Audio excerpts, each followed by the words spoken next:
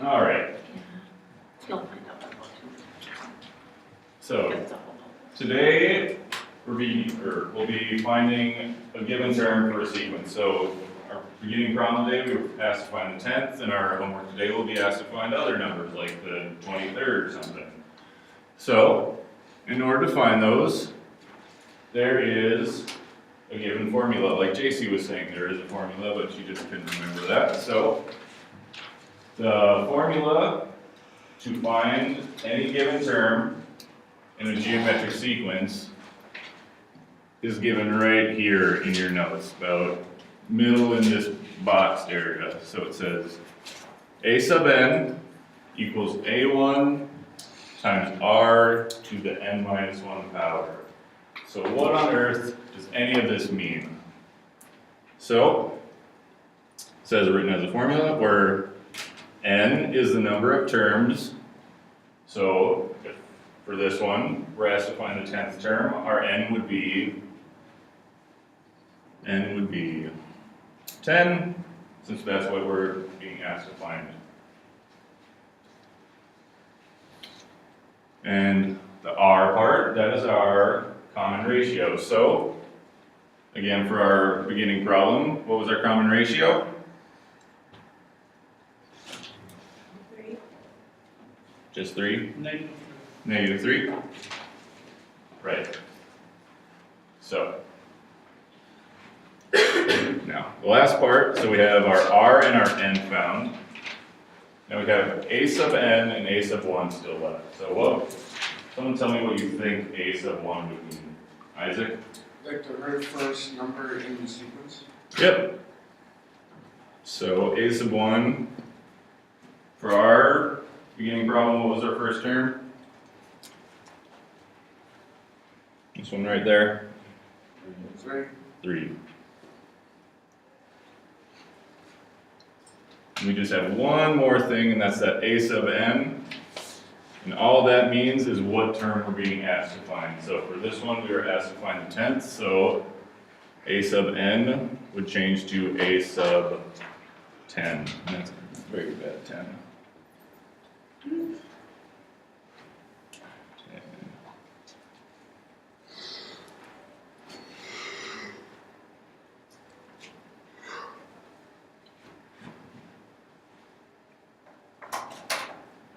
Alright, so going back to this problem, we just identified all of our parts, our n, our r, and our a sub 1 and a sub n. Mr. Conlon, Yes. what is A n equal to? Oh, that is a sub 10. That's, I cannot write a 10 for the life of me. There. Good. Alright, so once we have all of our parts identified, we can rewrite our equation just substituting in each part. So instead of a sub n, I'll write it over here. We said it was a sub 10. And then a sub 1, we said was 3. Then r, our rate, or common ratio, negative 3. And that's all to the n minus 1 power. So our n, being asked to find the 10th term, our n would be 10 minus 1. Okay, I think they're a little confused where you're at. I'm seeing them fill in all kinds of different places on Okay. here. When you put this over here, I think now you just need to finish this, okay, over Okay. here. So let's just do this one then, right here. Okay, so in other words, you're gonna use that information. Some of them are thinking this is one of the problems down here and trying to Okay. put that down there. So just do it right on the notes. So you guys do it along with them. You already filled in that other stuff. So let's see if we get the same answer you got not using the equation at the beginning of class. All right. So we just bring everything down. 3 changes to negative 3 to the 9th power. And what's negative 3 to the 9th power? Someone on a calculator. 0.7. Negative. Negative 3 to the 9th power. What does negative 3 to the 9th power mean? It means negative 3 times 9? Negative 3 times itself 9 times. Right. And what is negative 3 times itself 9 times?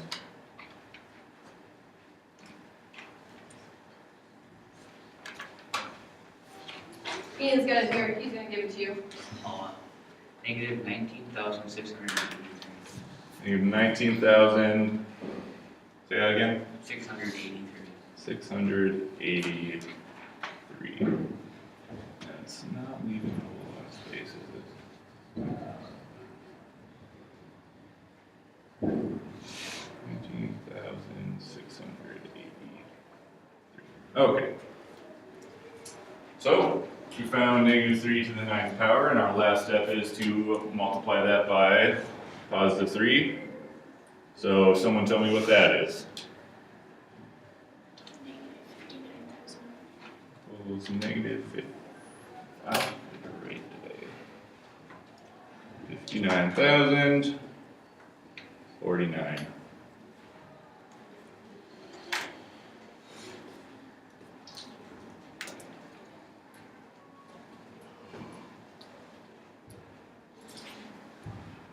All right, so Rose has a question.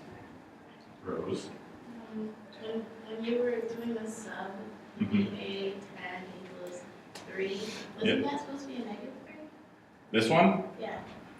That is supposed to be our first term of our sequence, and our first term for this one was positive 3. Then, right after that, we plug in our common ratio. We found that to be negative 3, right? So all we're doing right away is identifying what each part is. So our a sub 1, we found that was 3. We just substitute that in right there, where it should be. And then right afterwards, we find our r and substitute that in. Okay. Okay? I get it. All right. All right. Lorraine, do you have anything to add? Yeah, I think we need to finish up our thought with this. So let's look at let's look at what's going on in here. Okay, so you substituted in, and let's look at this step right here. Right here, this one right here, where it says 3 and then times negative 3 to the 9th power. You guys just said negative 3 to the 9th power means what?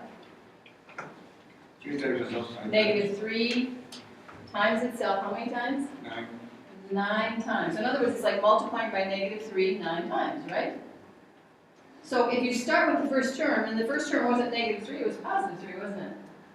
So when you take the first term and you multiply by, where's the, okay, right here. When you take the first term 3 and you multiply by negative 3, do you get negative 9?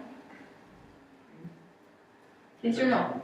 Yes. Yes? Okay. If you take negative 9 and you multiply by negative 3, so now we're multiplying the second time, we're multiplying negative 3, do you get 27? Yes. When you take 27 and you multiply by negative 3, or in other words, now we're multiplying by negative 3 for the third time, do you get negative 81? Yes. Oh, but now we're on the fourth term, aren't we? That gave us the fourth term, but we only multiplied by negative 3 times, hadn't we? So guess where that 10 minus 1 came from? It says you don't got to do it 10 times, like it just happened to work here. You don't got to do it 10 times, you got to do it 9 times, because you already start with the term. You start with the term, and to get out to the 10th term, you got to do it 9 more times.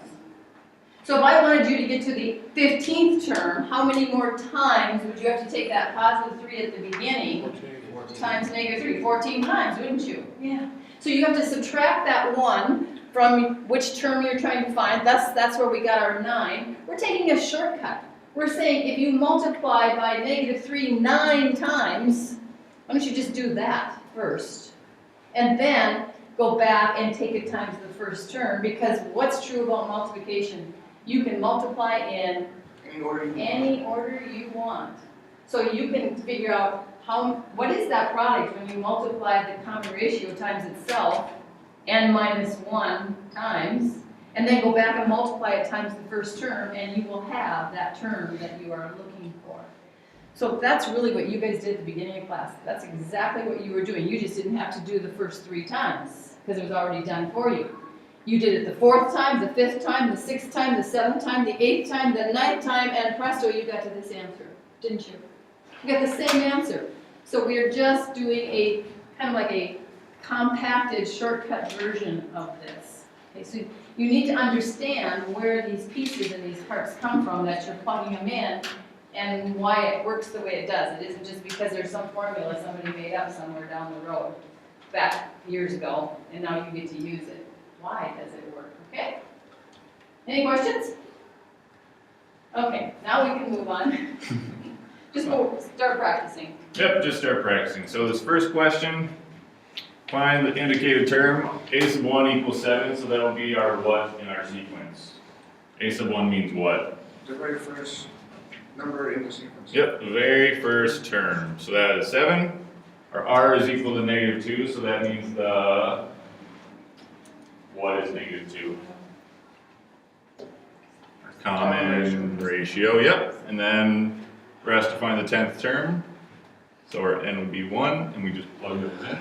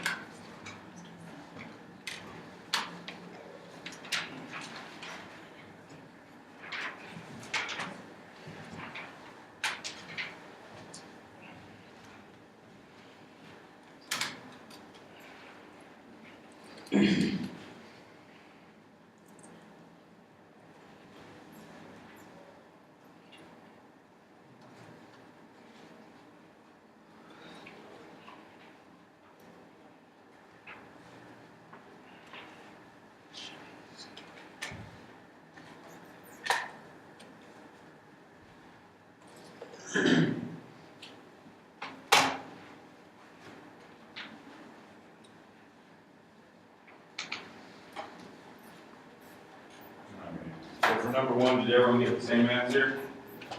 Negative 3,584. I don't hear anyone saying they didn't, so that's wonderful. So now you guys can just work on number 2, and I'll do it with you. Or you guys work on and I'll do it at the same time. That's what I meant.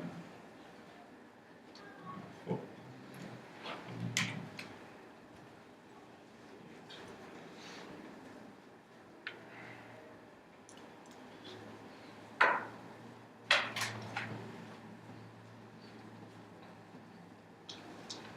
Just a quick question, by the way, how important is it when we're taking numbers to a power and they're negative, when the base is negative, that we use parentheses in our calculator? How important is it? Very important, don't forget that. We've already been through that. When you're taking a base that is negative to a power, you must use parentheses in your calculator.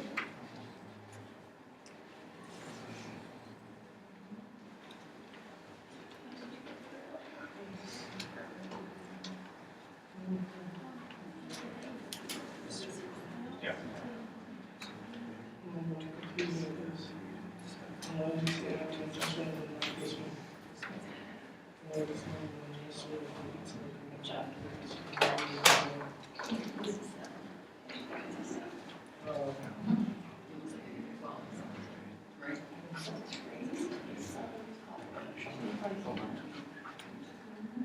Or did you take?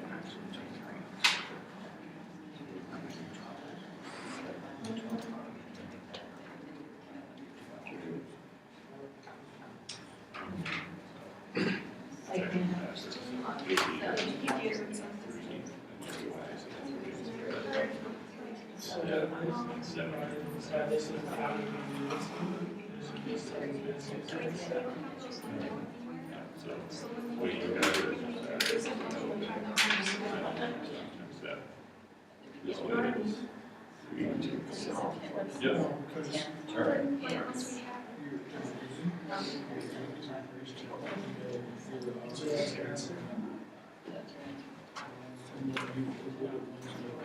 All right. I think most people have moved on. So did everyone get the same answer for number 2?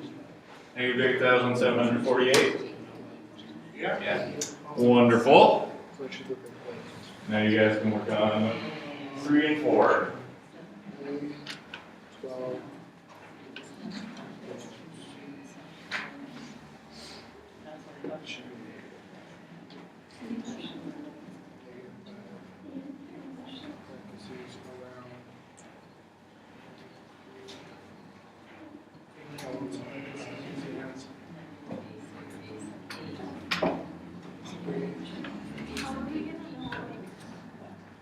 So we can say we have these laid out down here, you know, like these four terms. How are we gonna know what one What I would like you to do. I think we should go through number 3 as a class. Okay, so number 3 says the first term of a geometric sequence is 2, and the common ratio is 3. What is the seventh term? So, if first things first, we need to identify a couple things. So what would our a sub 1 be? 2. 2, and that's because it says that 2 is the first term of our sequence, right? So we say that a sub 1 equals 2. Then we identify our r, or our common ratio, and it's told us that it is 3, right? So we identify r as equal to 3. And then the last part, it says what is the seventh term? And so when whatever number term it asks us to find, whether it be 7 or some other number, that would be our n. So we write n equals 7. So once you have those 3 things identified, you can start substituting in all your values. So our equation, or no, not equation, formula, just has a sub n, right? That's the basic form of it. I was trying to think of the word. But it's asking us to find the seventh term. So instead of a sub n, we can rewrite it as a sub 7, or whatever number that we're being asked to find. So right now, we're solving for a sub 7, since we're being asked to find the seventh term. Okay, and we just rewrite, substituting in our values. So we have 2, our first term, our common ratio, and then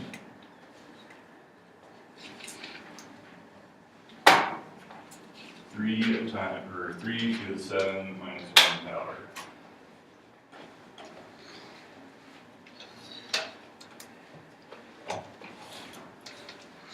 Alright. So then just drop everything down. 2 comes out to be 3 to the 6, and 3 to the 6 turns out to be 729. Yep, thank you, Riley. 729. So that's 3 times 3 times 3 times 3 times 3. So that's 3 times itself 6 times. And then the last thing, what's 2 times 729? 1,458. 1,458.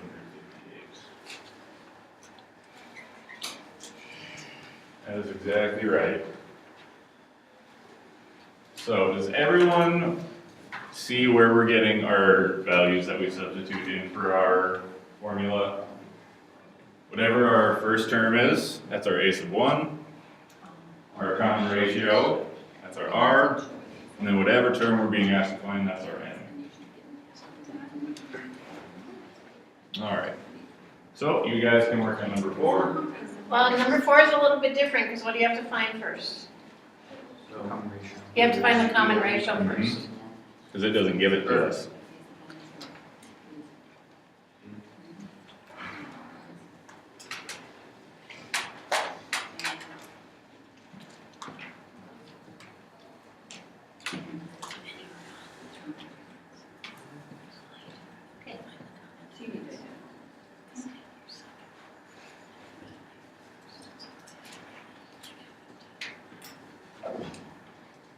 So yesterday you had the question, isn't there a shortcut or abbreviation we use for common ratio? What is it now? Well, we just discovered that it's R, isn't it? We can use the shortcut, R equals.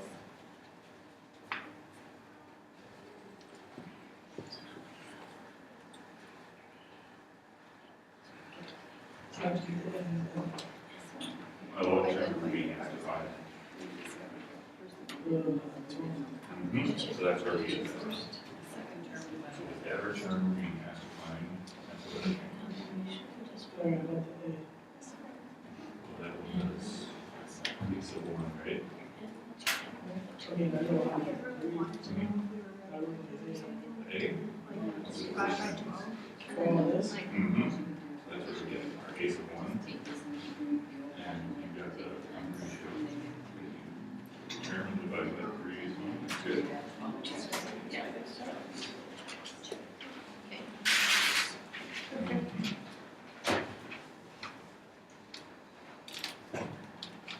There you go.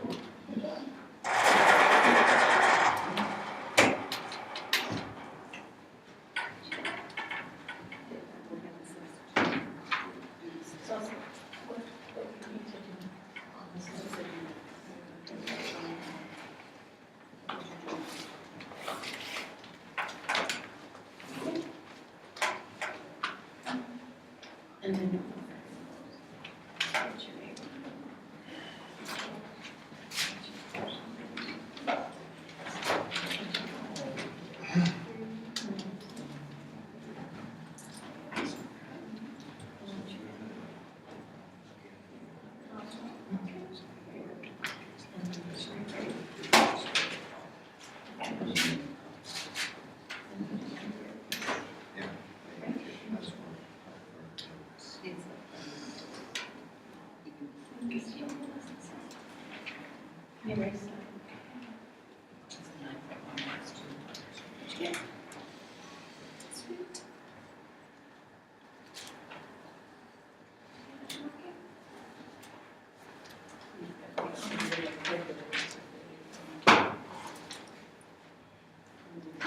Your all over.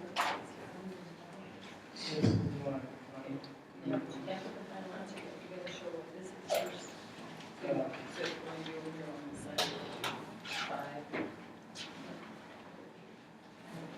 So here it is. 5 times, we're going to do 3 Okay. I think most people are getting close to the end of 4, so we identified our a sub 1, our r, and our n. So then we just substitute those into our formula. So we got 5 times negative 3 in parentheses to the 12 minus 1 power. So that comes out to be 5 times negative 3 to the 11th power. Negative 3 to the 11th power, which means the same as negative 3 times itself 11 times. That comes out to be negative 177,147. And the last thing we do is just multiply it by 5, our first term. And that answer is negative 885,735. So, if I would have given you guys that problem and asked you to find the 12th term, that probably would have taken a lot longer, right? You would have had to find the next term, multiply by negative 3, you would have gotten some pretty large answers, right? So this formula, all it's doing is making a shortcut for us, so we don't have to keep getting so many huge answers. But JC did bring up a question with me, she said, is there like a way we could check to see if we have a good answer? And I said, really, the only way to check would be to do the long way, which is keep multiplying by the common ratio until you get that many terms out. That's really the only way probably to make sure to do a check problem. So we can still do that other way. It's just, this should provide a shortcut for us, okay? All right, does anyone have any other questions about the notes you went through? Okay, then your assignment is on the board and you guys are free to work.